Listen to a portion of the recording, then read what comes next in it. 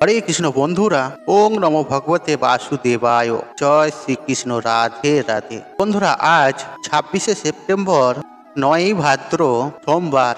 আর আজ থেকেই শুরু হচ্ছে এই পবিত্র জন্মাষ্টমী, আর যা থাকছে পরের দিন 10ই ভাদ্র, 27শে সেপ্টেম্বর, মঙ্গলবার দিন পর্যন্ত।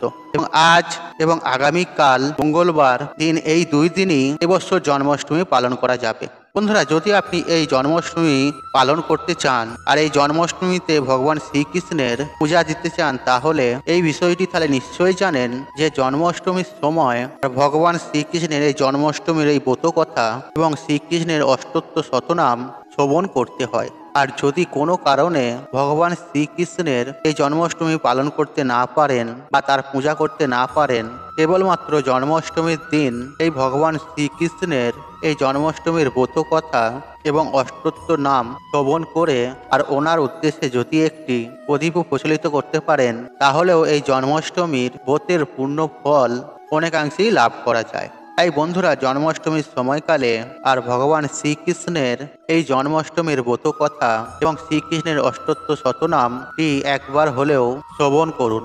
আর বলা হয়, এই জন্মাষ্টমীর সময়কালে আর যতবার আপনি এই ব্রত কথা এবং অষ্টোত্তর শতনাম শ্রবণ করবেন, আর ততই ভগবান শ্রীকৃষ্ণের করুণা লাভ করে পরম শান্তি অনুভব করবেন। বন্ধুরা, আশা করছি ভগবান শ্রীকৃষ্ণের এই জন্মাষ্টমীর ব্রত কথাটি আপনাদের শ্রবণ করে আপনাদের ভালো লাগবে। আর শুরু করছি ভগবান শ্রীকৃষ্ণের পবিত্র জন্মাষ্টমীর ব্রত কথা। হে কৃষ্ণ করুণা সিন্ধু দীন বন্ধু জগৎপাতে গোপেশ গোপিকাকান্ত রাধাকান্ত নমস্তুতে। জয় শ্রীকৃষ্ণ, রাধে রাধে। দিলীপ রাজকন বৈশিষ্ট্য মণিপতি আর শ্রীকৃষ্ণের জন্ম কথা শুনিতে সম্প্রতে। ভাদ্র মাসে কৃষ্ণ পক্ষে অষ্টমী তিথিতে কিবা হেতু জনার্দন জন্মিলে ধরাতে। আর বৈশিষ্ট্য কহেন, রাজা শুনো ভক্তিমনে নারায়ণ সতেজি কিসের কারণে। আর এই পৃথিবীতে জন্মে দৈব কি উদরে, সেই পূর্ণ কথা বলি তোমার গোচরে। পূর্বকালে কংসাসুর নামে নরপতি অহংকারে মত্ত হয়ে থাকি দিবারাতে। পৃথিবীর দুঃখ দশা দেখি সুলোপানে, ক্রোধতে অধীর হয়ে কহে এই বাণে। দেবগণ চলো যাই ব্রহ্মার সকাশে, করিব উপায় আজে কংসের বিনাশে। অনন্তর মহেশ্বর দিবগণে লয়ে, গমন করিল সবে ব্রহ্মার আলয়ে। ব্রহ্মা তবে হংস সৃষ্টে করি আরোহণ, চিরোদ সাগরে যান লয়ে দেবগণ। সাগরের তীরে তপ করে সুরগণ, তবে তুষ্ট হইলে হেন দেব নারায়ণ। কিবা হেতু করেছ হেথায় হেথায় আগমন, ব্রহ্মা বলিলেন প্রভু করি নিবেদন। শিব পরে বলিয়ান হয়ে কংসাসুর দেয় পৃথিবীরে, দেয় সদা যাতনা মহেশ্বর তিলবর ভাগিনার হাতে, নিধন হইবে কংস নহে অন্য হাতে। দৈব কি উদরে জন্ম করিয়া গ্রহণ, পৃথিবীর দুঃখ দশা করুণ মোচন নারায়ণ। বলিলেন দেব মহেশ্বর পার্বতীকে সাথে দেন একটি বৎসর, কার্য শেষে পুনরায় আসিবে চলিয়া। এত বলি উমা রমা সাথেতে লইয়া, মথুরা উদ্দেশ্যে যাত্রা করি নারায়ণ। দৈব কি উদরে জন্ম করিলা গ্রহণ, ভাদ্র মাসে কৃষ্ণ পক্ষে অষ্টমী তিথিতে, বুধবার রোহিণী নক্ষত্রে বিষাঢ়েতে। সর্বাধিক আলোকিত করিয়াছি হরি, ধরাধামে অবতীর্ণ শিশুরাত্রি। কেমনে রক্ষিব প্রভু কংস হাত হতে, ভাবিয়া উপায় মোরা নাহি পায় চিতে। অন্তর্যামী নারায়ণ অন্তরে বুঝিল, পরিধান ত্যাজি প্রভু দ্বিভুজ হইল।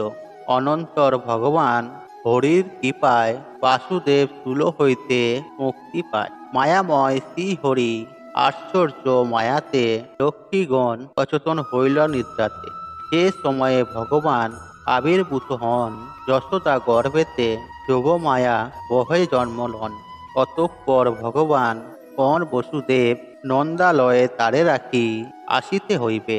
নন্দকন্যা যোগমায়া শ্রী ভগবতীকে আনায়ন করিয়া দেবে দৈবকীতে।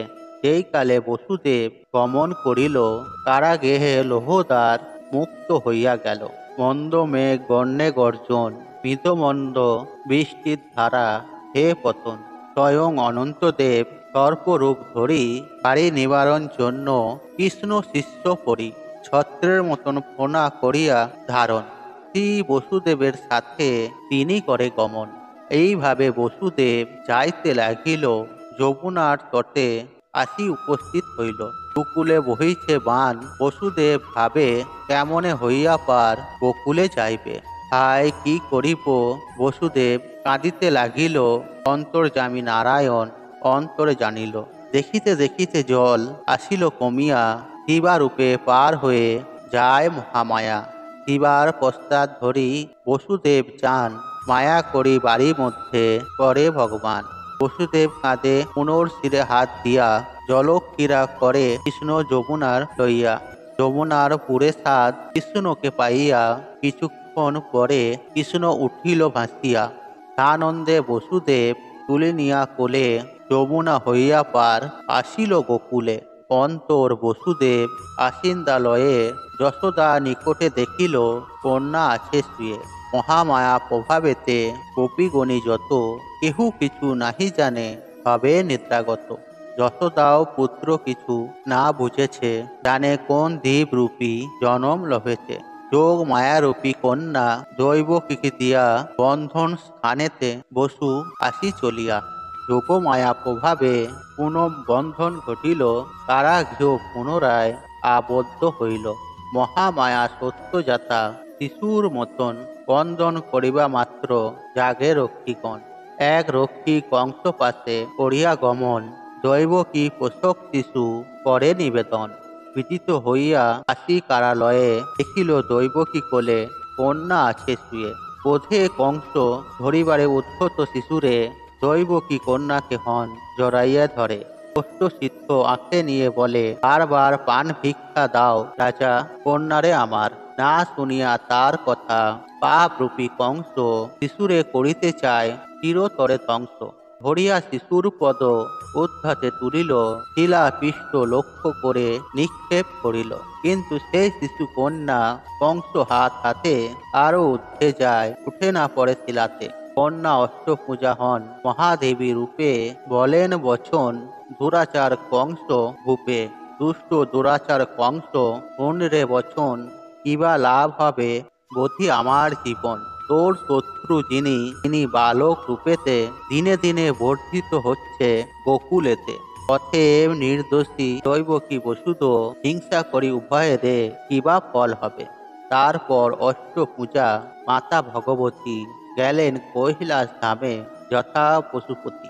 মহাম বাক্য কংস করিয়া শ্রবণ, পশু ও দেবকীরে করে বন্ধন মোচন। তৎপরে কি রূপে শত্রু করি বিনাশন, পরামর্শ করে লয়ে মন্ত্রীগণ। জন্মাষ্টমীর ব্রত কথা হলো সমাপন, জয় শ্রীকৃষ্ণ বলি ডাকো সর্বজন। কৃষ্ণ জন্মাষ্টমী ব্রত করে যে, সকল সদিচ্ছা তার হইবে পূরণ। রোগ শোক দূরে যায়, শান্তি পায় মনে, জন্মাষ্টমীর ব্রত কথা যেই জন শোনে। হে গোলক কৃষ্ণ প্রার্থনা চরণে, এ অধনিক কৃপা আপনার গুণে। জয় শ্রীকৃষ্ণ, জয় শ্রীকৃষ্ণ, জয় শ্রীকৃষ্ণ। বন্ধুরা, আশা করছি এই ব্রত কথাটি আপনার ভালো লেগেছে। আর এই ব্রত কথাটি যদি ভালো লেগে থাকে তাহলে একটি লাইক করবেন, একটু শেয়ার করবেন এবং বন্ধু বান্ধব আত্মীয়জনদের সাথে শেয়ার অবশ্যই করবেন। আর আপনি মনের ভক্তি শ্রদ্ধা রেখে কমেন্টে জয় শ্রীকৃষ্ণ রাধে রাধে লিখে কমেন্ট অবশ্যই করবেন। হরে কৃষ্ণ কৃষ্ণ কৃষ্ণ রাধে রাধে রাধে।